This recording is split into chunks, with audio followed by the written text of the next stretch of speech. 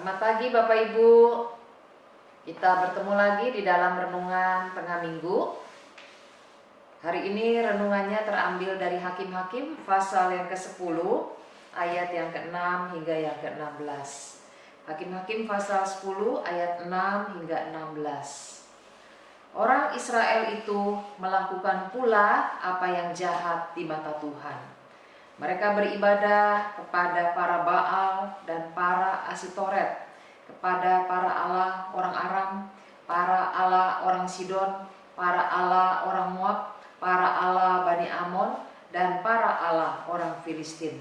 Tetapi Tuhan ditinggalkan mereka, dan kepada Dia mereka tidak beribadah.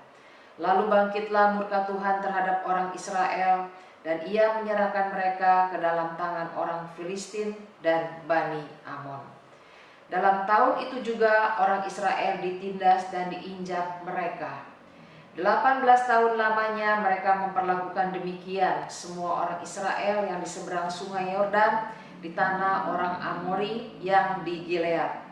Dan Bani Amon pun menyeberangi sungai Yordan untuk berperang melawan suku Yehuda, suku Benyamin dan keturunan Efraim.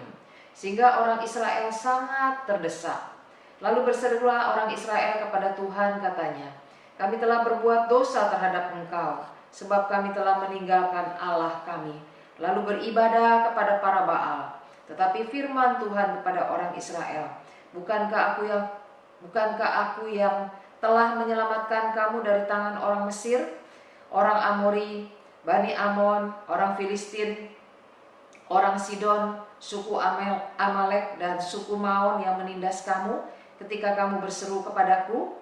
Tetapi kamu telah meninggalkan aku dan beribadah kepada Allah lain. Sebab itu aku tidak akan menyelamatkan kamu lagi. Pergi sajalah berseru kepada para Allah yang telah kamu pilih itu.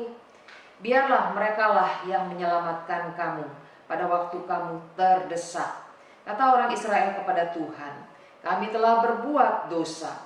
Lakukanlah kepada kami segala yang baik di matamu. Hanya tolonglah kiranya kami sekarang ini." Dan mereka menjauhkan para Allah asing dari tengah-tengah mereka. Lalu mereka beribadah kepada Tuhan, maka Tuhan tidak dapat lagi menahan hatinya melihat kesukaran mereka. Mari kita berdoa. Bapa di surga, saat ini kembali kami datang di hadapan-Mu. Tuhan, biarlah Engkau tetap berbicara kepada kami. Di tengah-tengah situasi seperti ini, kami tetap boleh taat kepada firman-Mu.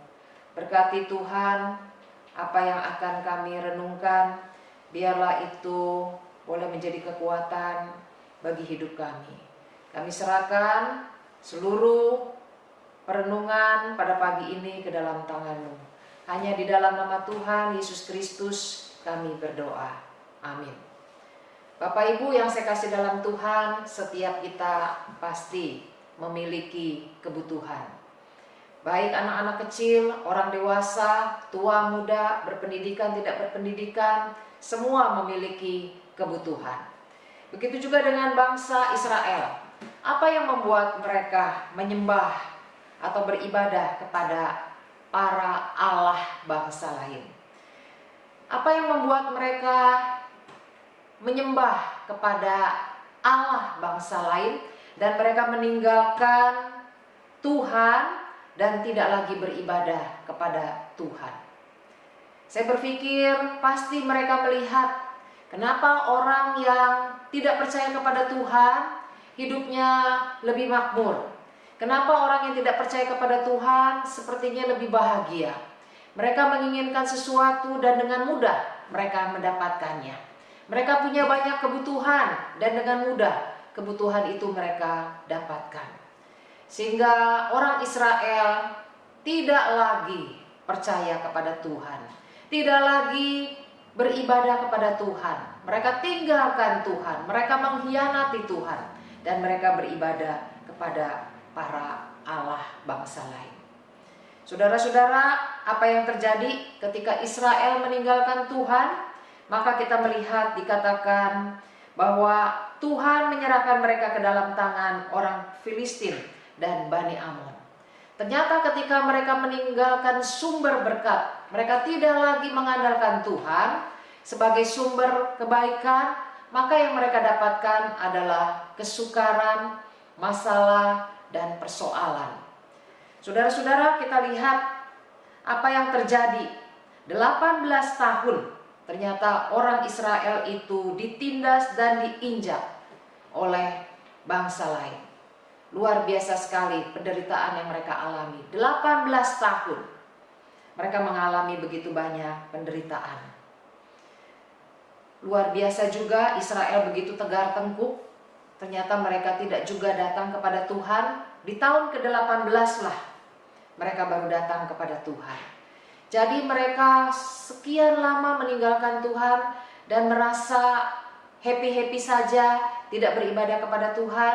Di tahun yang ke-18 baru mereka datang kepada Tuhan dan mereka minta tolong. Mereka katakan, kami telah berbuat dosa. Mereka sadar bahwa mereka telah beribadah kepada para Baal.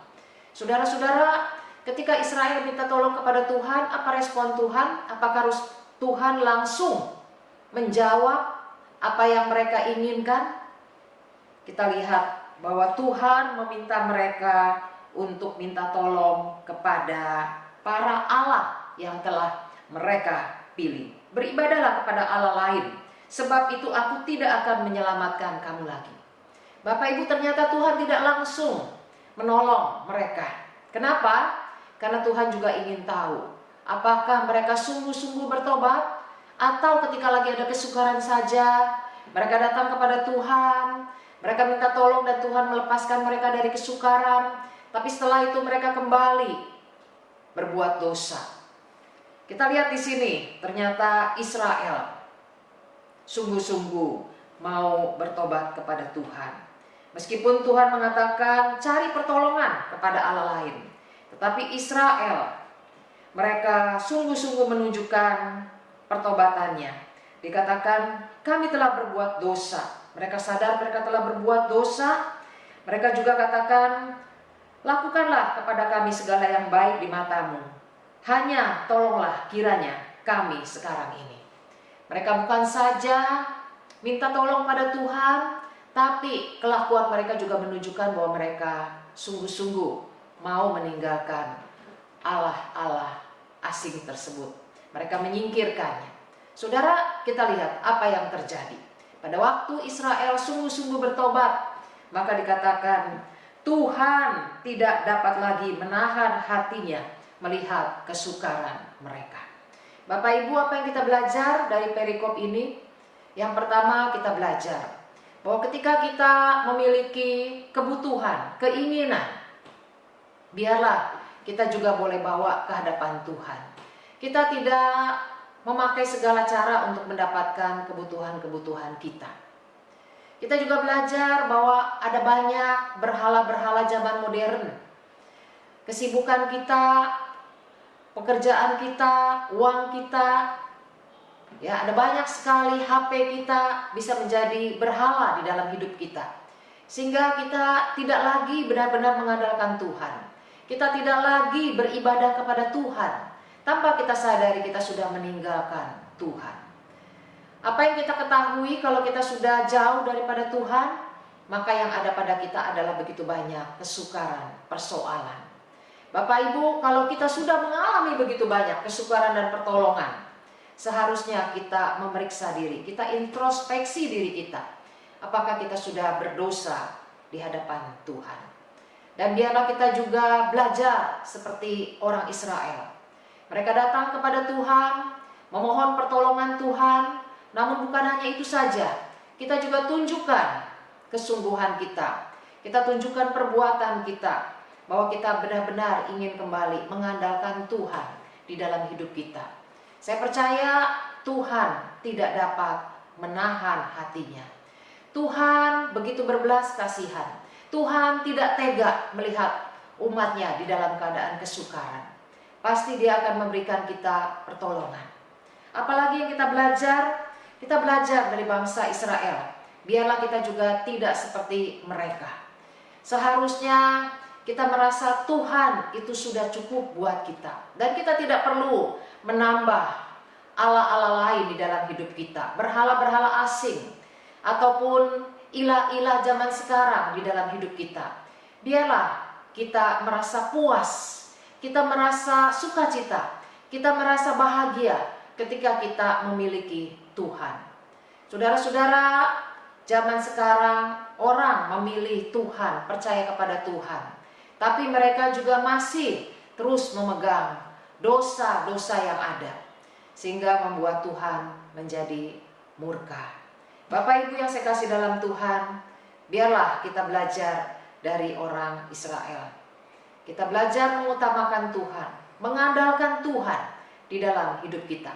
Dan kita percaya bahwa Tuhan tidak dapat lagi menahan hatinya melihat kesukaran kita.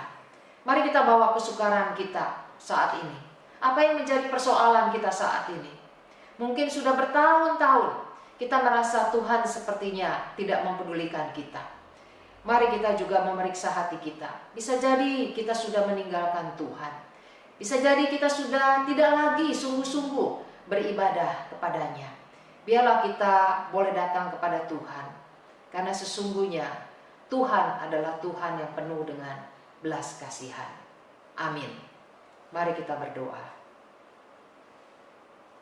Bapa, kami bawa seluruh persoalan kami, kesukaran demi kesukaran yang sudah sekian lama terjadi di dalam hidup kami. Tuhan, biarlah kami juga mau memeriksa hati kami.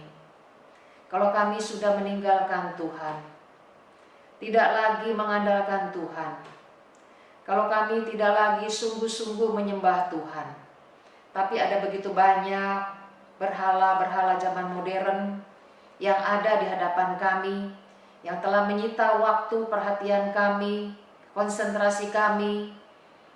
Tuhan, kami mau mengakuinya. Ampunilah kami. Berikan kami kekuatan untuk kembali kepada Tuhan. Biarlah ya Tuhan, asal ada Engkau saja di dalam hidup kami, seharusnya kami merasa cukup. Biarlah kami bukan hanya mengejar berkat daripadamu, tapi biarlah kami juga Tuhan rindu untuk bersekutu, rindu untuk selalu berada di dalam hadirat Tuhan. Tuhan, berkati umat-Mu yang di dalam keadaan kesulitan. Buka jalan Tuhan bagi masalah-masalah yang dihadapi, baik masalah pekerjaan, masalah keuangan, masalah rumah tangga, ataupun masalah-masalah yang sulit untuk kami ungkapkan di hadapan manusia. Namun Engkau mengetahuinya. Tuhan, Kau tahu kebutuhan kami. Kami pun mau belajar Tuhan untuk tidak mengisinya dengan asal mengisinya, mencukupinya, tapi kami selalu mau bawa di hadapan Tuhan. Berkati Tuhan bangsa kami Indonesia, supaya kami juga boleh segera keluar daripada krisis. Kami boleh keluar daripada masa pandemi ini. Tuhan, tolong pemerintah kami. Berikan kepada kami juga sebagai warga negara hati yang mau taat kepada aturan pemerintah. Kami serahkan Tuhan, biarlah Tuhan campur tangan. Inilah doa kami. Dalam nama Tuhan Yesus kami berdoa. Amin. Tuhan Yesus memberkati.